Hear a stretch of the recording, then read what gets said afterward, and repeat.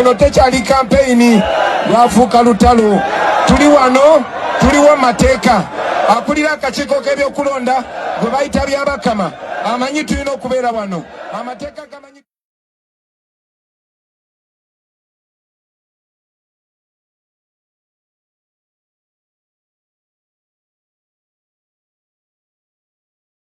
What is happening on the ground right now is hell. The regime has once again unleashed brute force. In the beginning, they first blocked us from using the main roads, sending us to only the dusty roads. And we embraced it because we know that there are so many poor people in the villages, and we took it as an advantage. But lately, they don't allow us to use neither the main roads nor the feeder roads. They follow us everywhere and they keep tear gassing us along the way because crowds keep gathering on the side of the road, and I move on top of the truck, talking to them as we move. Now they have confiscated all the sound system. They've arrested more than 400 people of my campaign team. Largely 90% of my campaign team is in prison right now. I'm not allowed to use the radio stations have been blocked from hosting me. But lately, even in the assembled rallies, the police launches tear gas canisters into the rallies, dispersing them. It happened the day before yesterday. It happened on Monday. It happened on Tuesday. And it happened yesterday on Thursday. The police initially claimed that my team that we raided the police car and we robbed the car keys and computers. Of course, these are heavily armed police officers and military officers that keep following us. And on another occasion, they alleged that we actually assaulted police officers. Now, the majority of them have been charged for inciting violence. Now, anybody that is caught, because our symbol is the Uganda national flag, we decided to use the Uganda national flag in this election because we seek to unite the people of the country, the people that have been divided deeply for 40 years. We are succeeding, and everybody holds the national flag as a symbol of solidarity, as a symbol of nationalism. However, now anybody found holding a national flag on our campaign rally is perceived to be supporting me. You must have seen the police dogs unleashed on our supporters that came for our rally, tearing them, digging teeth into their flesh. Their crime was to support me and to don the national flag.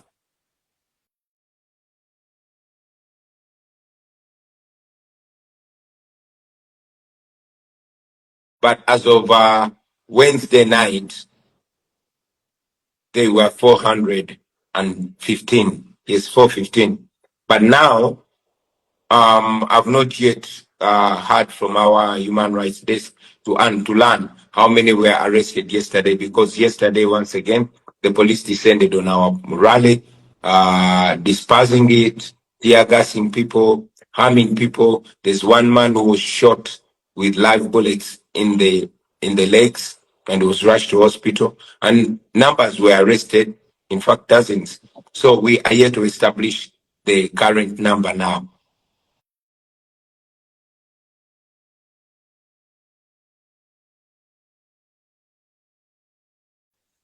Very many.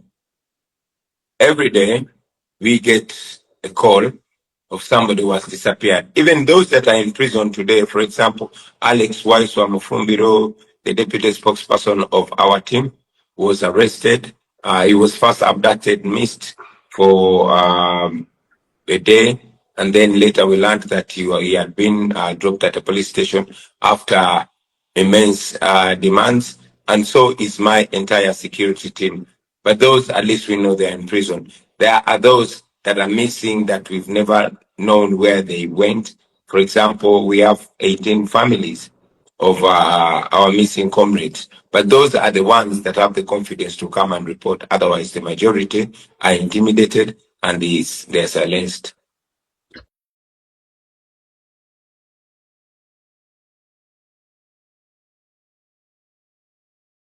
their characteristic behavior of rounding up political opponents, switching off the internet, getting the military to take over the election like it is happening now, having the chairperson of the Electoral Commission come out to descend into the arena.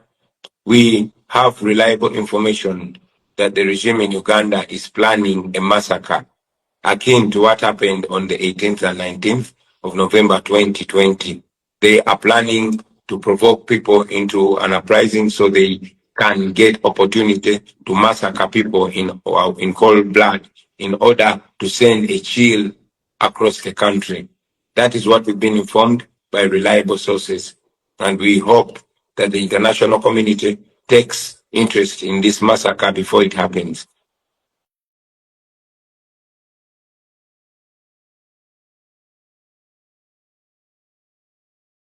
First of all, it has been 40 years of General Museveni. General Museveni has been ruling our country for 40 years. Almost 90% of our population have never seen another president in their lifetime. So the massive yearning for change. This support was equally there in 2021, only that they were suppressed under the pretext of COVID and suppressing crowds. They were not allowed to express themselves. Now, because we started our campaign trail in the remote areas in Uganda, we were not attacked immediately because probably the regime thought we did not have support in the countryside. However, this did not only shock the regime but us as well, because hundreds of thousands of people, especially young people, turned up to support across the country equally, not in any particular part of the country, but across the entire country. This I would target to massive desire for change. I would target to tiredness against the regime and rejection of General Museveni's corruption, misrule, and massive rampant unemployment.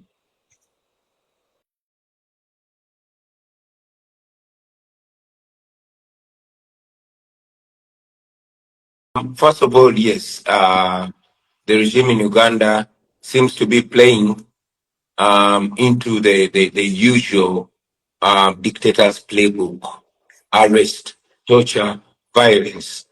General Museveni prides himself in violence. He claims to be the master of violence, and he has demonstrated it.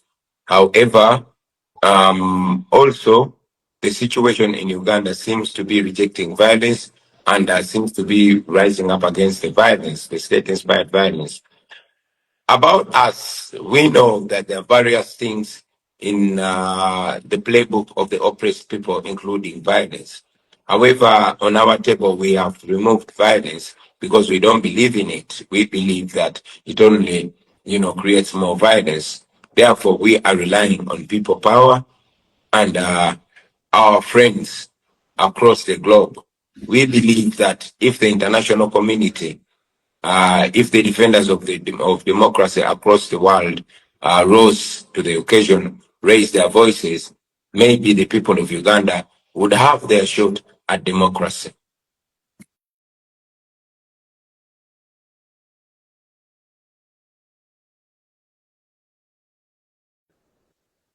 I see a bloodbath because General Museveni knows only violence, and the people of Uganda seem to be saying enough is enough.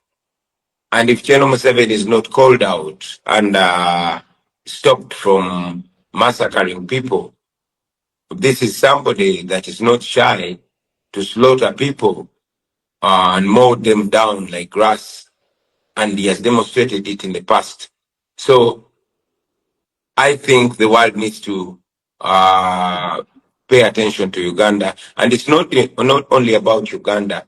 The more impunity is tolerated, the more impunity is given a leeway, the world is going to be more in trouble, and democracy across the world, most importantly in East Africa, is going to be eroded. You saw what happened in Tanzania recently. thousands of people, according to reports, were killed, and it is almost swept under the carpet. So we think that the world needs to stand, not just with the people of Uganda, but with democracy in East Africa, in Africa, and in the world. It is reported that instead violence is exported from Uganda to other countries. We have reports of Kenya and Tanzania and many other countries. So in many ways, Uganda is an exporter of violence and impunity to many parts of East Africa and Africa.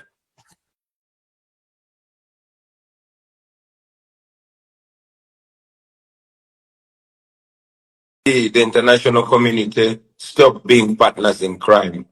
The businesses and the corporations that operate in Uganda under these circumstances, under the prevailing circumstances. For example, some companies are even used to turn off the internet, to turn off the network, and to even spy on the opponents of the regime. We would love to see them, because it's a responsibility not to defend us, but at least not to be used in the operation of the people of Uganda. Would also like to see, development partners and friendly countries, stand with the values that they profess, because sometimes, many times, it disheartens Ugandans to see leaders of non-democracies being the ones, endorsing a non-dictator, and, it goes away like that. We think that the international community needs to stand by the values that they profess.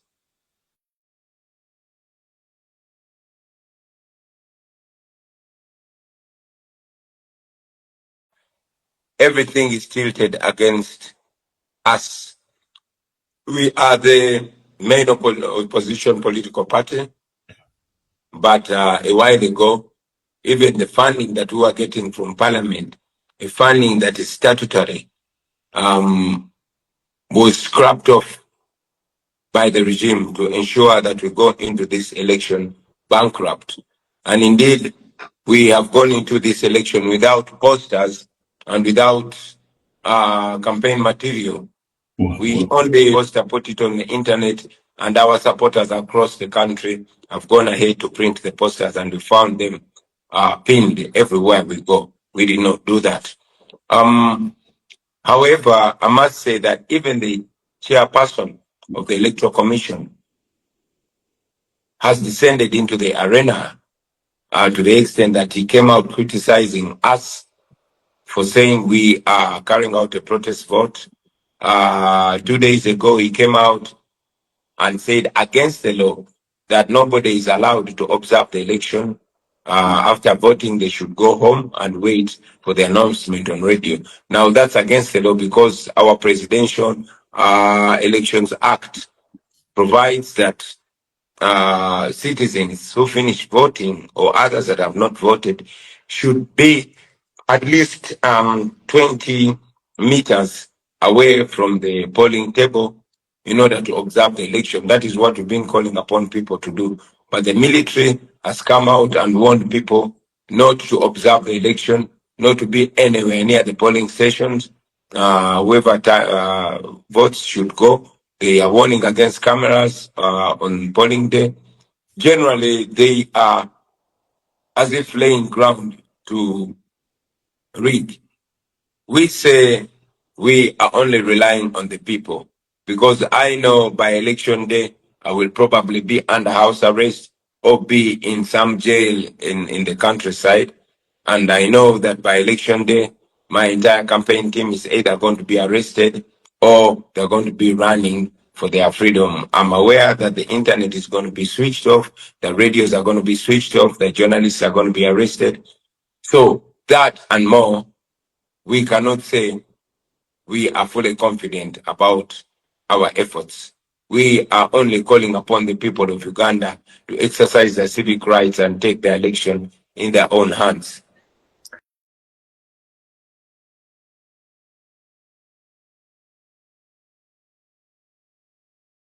Most of the media has been silenced. The state media, of course, is reduced to propaganda tools. The main newspaper, the New Vision, is a propaganda tool, and so are other newspapers. Thankfully, we have social media. Now, we are not allowed to be hosted on radio stations. Every radio station that hosts me is either cut off or threatened to revoke their license. So it has been a challenge on various fronts, but we are thankful that there's social media, and we largely run our campaign on social media, TikTok, Facebook, and X.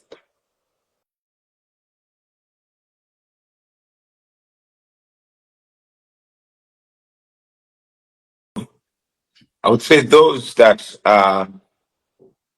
ignore what's happening in Uganda are in many ways complicit to it, because this is gross, this is inhuman, and anybody that works in Uganda or has relations in Uganda or operates with Uganda, I think has a responsibility to call it out.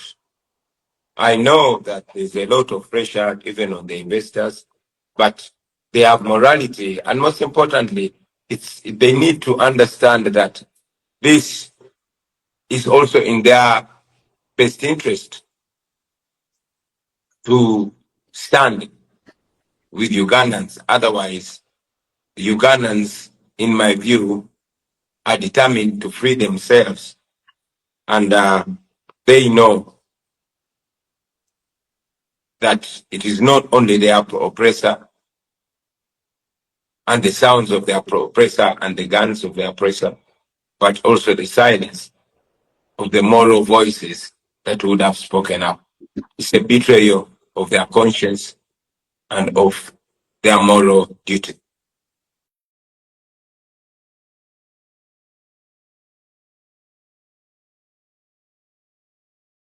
We shall continue doing the right thing, the moral thing. We shall continue being nonviolent, but we shall be assertive. We shall continue encouraging the people of Uganda to rise to the occasion and demand for what's rightfully theirs. Good enough history teaches us that those that have stood on the right side of history have eventually won in the end. We believe we shall overcome. Thank you very much, and God bless you.